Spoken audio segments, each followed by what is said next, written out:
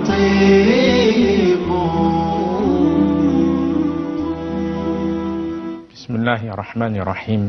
الحمد لله رب العالمين، والصلاة والسلام على أشرف الأنبياء والمرسلين نبينا محمد وعلى آله وصحبه أجمعين. Chers frères, chères sœurs, Assalamu alaikum wa rahmatullahi wa barakatuh. Et bienvenue à tous et à toutes dans ce mois béni, ce mois de Ramadan, qu'Allah subhanahu wa ta'ala nous a permis d'y parvenir et d'y entrer par sa grâce et sa noble miséricorde et son immense bienfait sur ses créatures, subhanahu wa ta'ala. Et c'est un mois, chers frères, chères sœurs, où il est demandé de multiplier les bonnes actions et de saisir cette occasion où les actions sont multipliées en récompense du jeûne et des actions qui sont accomplies lors de ce jeûne. En sachant qu'on ne sait pas si on arrivera au prochain Ramadan. Comme vous pouvez le constater tous, combien de personnes qui étaient avec nous au Ramadan passé et leur est venue la mort. Leur est venue la mort. Ils n'ont pas pu être présents en ce noble mois. C'est pour cela que on doit remercier Allah dans un premier temps de nous avoir fait débuter ce mois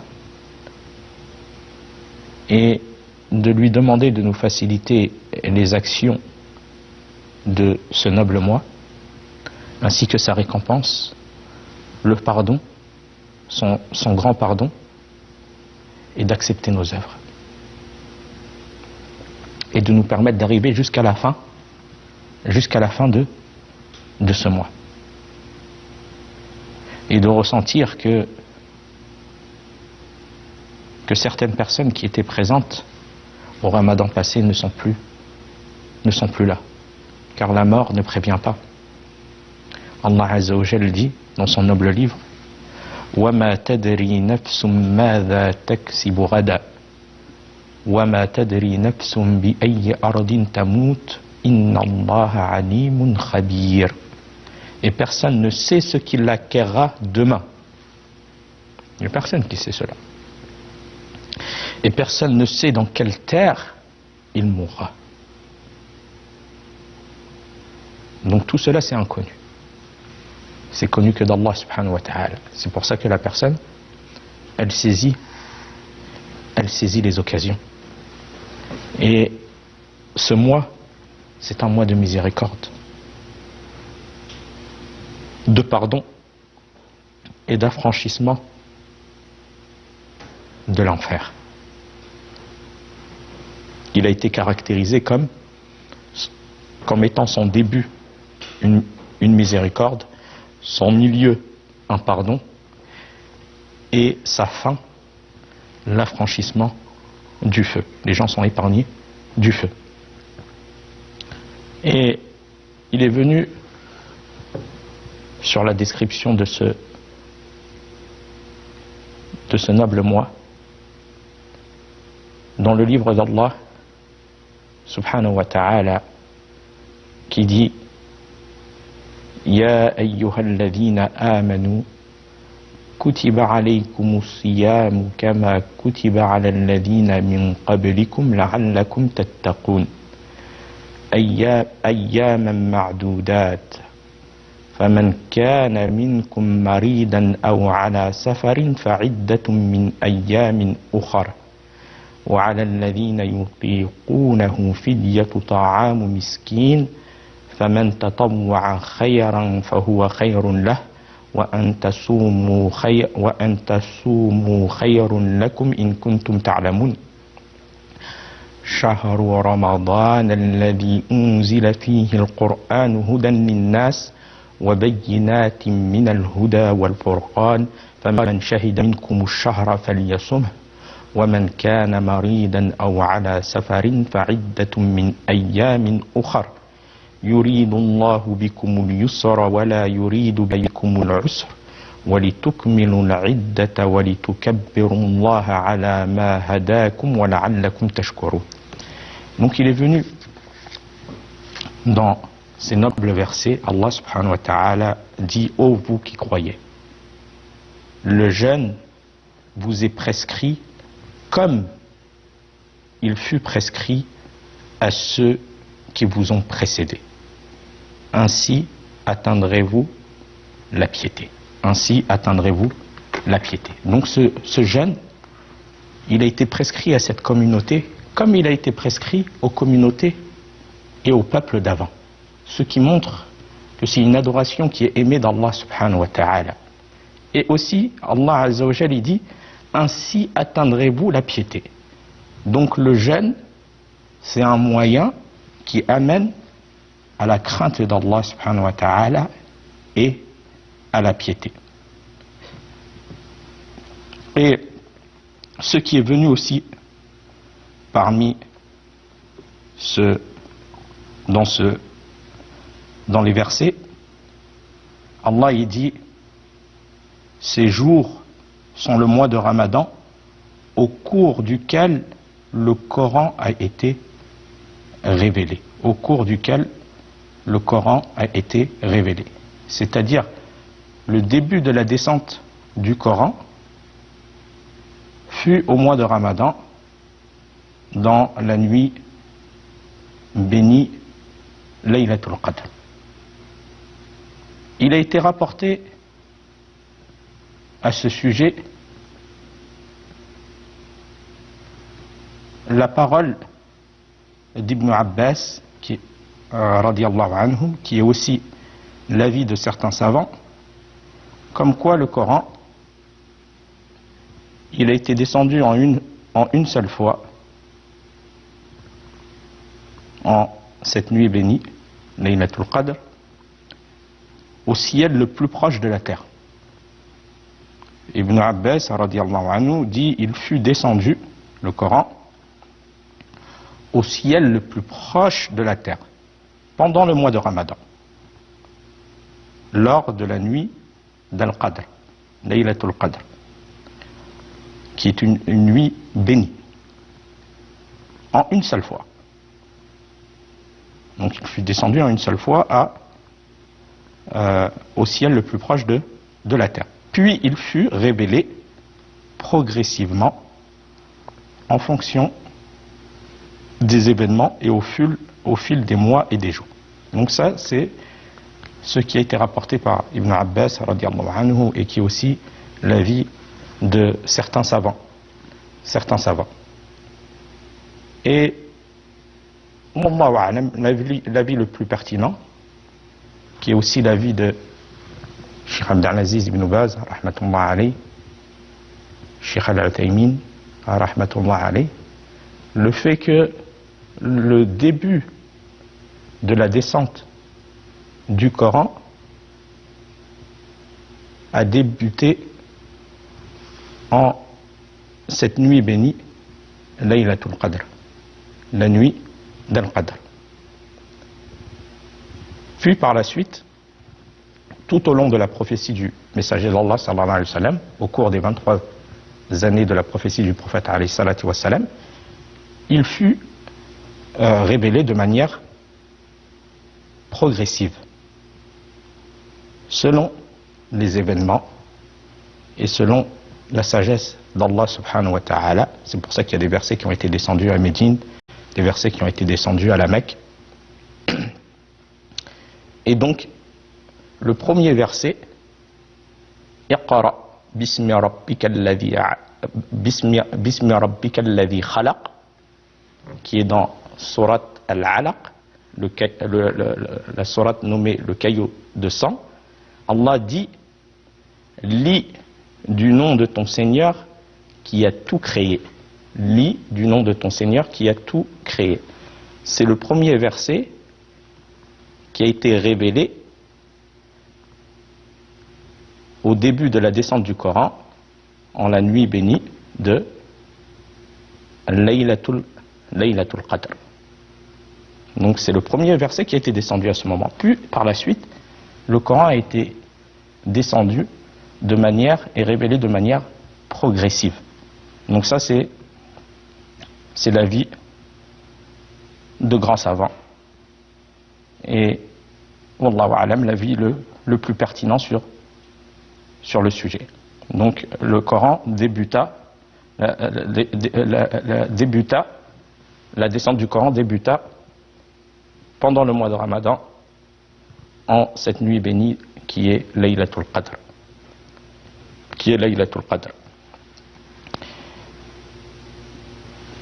Donc Allah subhanahu wa ta'ala a dit, ces jours sont le mois de Ramadan au cours duquel le Coran a été révélé comme guide pour les gens. Et ce Coran, c'est un guide. Il guide vers ce qui est de plus droit. C'est une lumière, un guide et une guérison pour les gens. Comment la personne peut connaître comment vivre et comment cheminer dans ce bas monde sans le Coran? Donc c'est une miséricorde d'Allah subhanahu wa ta'ala, la descente de ce noble livre et la révélation de ce noble livre qui est le Coran. C'est pour ça que il est demandé aux croyants, surtout notre négligence envers ce noble livre et sa lecture et le fait de rechercher guidé par ce noble livre, le fait d'en profiter pendant le mois de Ramadan de lier le lien avec le livre qui est la parole d'Allah Azza wa Jal, révélé au prophète Mohammed sallallahu alayhi wa sallam par l'intermédiaire de l'ange Jibril alayhi salam. Donc le fait de profiter, de nouer les liens avec ce noble livre et de chercher guide, surtout l'occasion en ce mois de Ramadan, où une lettre lue de ce noble livre équivaut à l'équivalence de 10 récompenses, 10 hasanat. Alors qu'est-ce que ça en est celui qui lit une sourate, celui qui en lit une page, celui qui lit le Coran en entier? Donc le fait que on profite de cette occasion pour revenir et lier les liens avec le livre d'Allah. Et malheureusement, combien de personnes est facile d'être sur les réseaux sociaux et de passer de nombreux temps, et même perdre son temps parfois sur les réseaux sociaux, et la personne ressent fainéantise et envers le livre d'Allah Azza wa Jal et la lecture du livre d'Allah.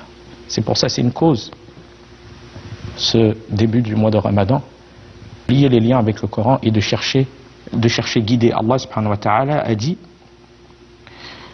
ces jours sont le mois de Ramadan au cours duquel le Coran a été révélé comme guide pour les gens et qui comporte des versets clairs permettant de discerner la guidée et de distinguer le vrai du faux. Donc, aussi ils permettent de pouvoir discerner entre le vrai et le faux. Et c'est une guidée, lumière. Donc le croyant se doit de profiter de ce mois pour avoir une relation avec avec le livre d'Allah subhanahu wa ta'ala. Et il a été rapporté aussi du prophète alayhi salatu wassalam concernant ce noble mois, le mois du Ramadan. Le prophète alayhi salatu wassalam a dit: إذا دخل رمضان فتحت أبواب الجنة وغلقت أبواب جهنم وسلسلت الشياطين. Le prophète sallallahu alayhi wa sallam a dit: lorsque vient Ramadan, le mois de Ramadan, les portes du paradis sont ouvertes.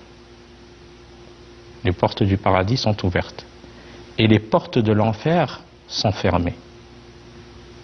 Et les démons sont enchaînés. Donc, on voit les bienfaits et les mérites de ce mois. Ni le fait que les portes du paradis sont ouvertes. Les portes de l'enfer sont fermées. Et les démons sont enchaînés. Donc tout cela, ce sont des motivations à l'accomplissement des bonnes actions. La signification que dans le hadith du prophète alayhi salatu wassalam, les portes du paradis s'ouvrent afin d'inciter ceux qui désirent y accéder à accomplir de bonnes actions. Beaucoup d'actes d'obéissance, comme la prière, l'aumône, le rappel, la lecture du Coran, lier les liens de parenté, le fait de donner en aumône, la multiplication des bonnes actions qui sont une cause d'accès au paradis. Donc le fait de profiter, d'avoir un nombre d'actes d'obéissance chaque jour de jeûne, car c'est un jour qui ne reviendra pas, c'est une occasion. La deuxième, les portes de l'enfer se ferment, car les croyants ne commettent que peu d'actes de désobéissance pendant ce mois.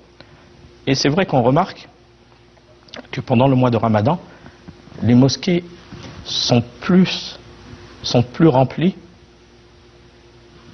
qu'en dehors de ce mois. On voit les gens qui viennent à la mosquée, et même les gens qui n'ont pas l'habitude d'être assidus à la prière en groupe, on les voit venir à la mosquée, et on voit les gens faire un effort sur eux-mêmes, malgré qu'il y a toujours des désobéissances qui sont commises, mais qui sont moins chez beaucoup de personnes. La troisième, les démons sont enchaînés. Cela veut dire que ce ne sont pas les petits démons. Mais par miséricorde d'Allah, Allah subhanahu wa ta'ala, il a fait que les plus rebelles d'entre eux, les plus rebelles de ces démons, sont enchaînés. Donc ils n'ont pas la même incitation, le même impact ils n'ont pas l'impact qu'ils avaient sur les gens avant le mois de Ramadan ou dans les autres mois. Et ça, c'est une miséricorde d'Allah subhanahu wa ta'ala. Malgré qu'il y a toujours, il y en a qui vont dire qu'il y a toujours une incitation au mal, on ressent certaines personnes faire du... Non. C'est-à-dire les plus rebelles d'entre eux sont enchaînés. Mais les petits démons parmi eux ont toujours insufflent toujours le mal aux gens, et aussi l'âme de la personne qui incite aussi la personne au mal et à la désobéissance. Mais c'est pour cela qu'on ressent que beaucoup de personnes reviennent vers l'adoration d'Allah subhanahu wa ta'ala pendant ce noble mois. Et parmi les causes, les démons les plus rebelles sont enchaînés au cours de ce mois, et cela par miséricorde d'Allah subhanahu wa ta'ala. Donc ils n'ont pas l'impact qu'ils avaient en dehors de ce mois. Et le fait qu'ils soient enchaînés signifie que leurs mains sont attachées par des chaînes, afin qu'ils ne puissent parvenir à ce qu'ils faisaient auparavant aux êtres humains. Donc, cela fait partie de la miséricorde d'Allah subhanahu wa ta'ala et permet à la personne de profiter de l'occasion de ce noble mois dans lequel nous sommes entrés, à multiplier les bonnes actions et à ressentir le bienfait d'Allah sur nous par la récompense qu'Allah donne aux jeûneurs et le fait qu'il ait pu atteindre ce mois, donc de ne pas rater les occasions et de profiter chaque jour par de bonnes actions. Wa fil khitam hada wallahu a'lam wa sallallahu ala nabiyyina Muhammad wassalamu alaykum wa rahmatullahi wa barakatuh. وللطريق كي أراه يطيب